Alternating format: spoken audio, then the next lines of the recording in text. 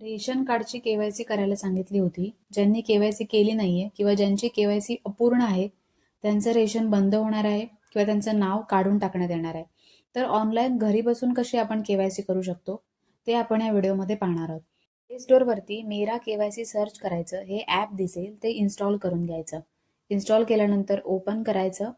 Open केल्यानंतर या ठिकाणी department of food and public distribution असं ॲप असेल. परमिशन द्यायची ओन्ली दिस टाईम, ओन्ली दिस टाईम. आता इथे आधारचं ॲप डाउनलोड करायला सांगितलं जाईल. तर डाउनलोडवरती क्लिक करायचं आणि जे आधारचं ॲप असतं फेस आय डी ॲप ते डाउनलोड करून घ्यायचं. इन्स्टॉल केल्यानंतर या ठिकाणी काही क्लिक करायचं नाहीये. आपलं जे बॅक आहे ते बॅकवरती क्लिक करायचं आणि तुम्ही पुढची प्रोसेस करायची. आता इथे आपण त्या ॲपमध्ये आलेलो आहोत. ओन्ली दिस टाईमवर क्लिक करायचं. आता या ठिकाणी स्टेट सिलेक्ट करून घ्यायचा. आपला जो महाराष्ट्र आहे तो सिलेक्ट करून घ्यायचा. सिलेक्ट झाल्यानंतर व्हेरीफाय लोकेशनवरती क्लिक करायचं. लोकेशन व्हेरीफाय होईल.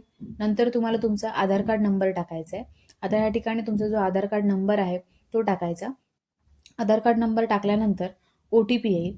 तो OTP टाकून घ्यायचा. जो कॅप्चा कोड दिलेला आहे तो कॅप्चा कोड बॉक्समध्ये टाकायचा आणि सबमिट करायचा. टाकून झालं, सबमिट केलं. सबमिट केल्यानंतर तुम्हाला तुमची इन्फॉर्मेशन दिसेल. आता केवायसी स्टेटस समोर तुम्हाला जर वाय दिसत असेल तर याचा अर्थ तुमची केवायसी झालेली आहे आणि नसेल दिसत तर तुम्हाला केवायसी करण्याची गरज आहे.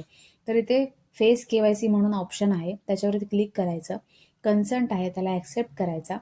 परमिशन विचारली जाईल, ते ओन्ली दिस टाईमवरती क्लिक करायचं. इथे लोड होईल. लोड झाल्यानंतर तुम्हाला 5 ज्या सूचना आहेत त्या वाचून घ्यायच्या. म्हणजे फोटो आपण जेव्हा काढतो तेव्हा आईज ब्लिंक करायचे आहेत मेन, ते वाचून घ्यायचं. कन्सेंटला टिकमार्क करायचं, प्रोसीड करायचं. फोटो काढताना आईज ब्लिंक करायचा, फोटो येऊन जातो. फोटो आल्यानंतर तुम्हाला तुमची केवायसी झालेली आहे असं इथे मेसेज लिहून येईल. KYC successfully registered. आता इथे ओके करून घ्यायचं. ओके झाल्यानंतर तुम्ही समजा या अगोदर कधी केवायसी केली असेल आणि तुम्हाला शंका असेल की ती केवायसी झाली आहे ना की अर्धवट राहिली, तर ते तुम्ही एकदा चेक करून घेऊ शकता. शक्यतो ज्यांचं थंब आहे ते काही मशीनमध्ये थंब आहे ते येत नाही, त्याच्यामुळे त्यांना फेस केवायसी हा ऑप्शन खूप सोपा आहे.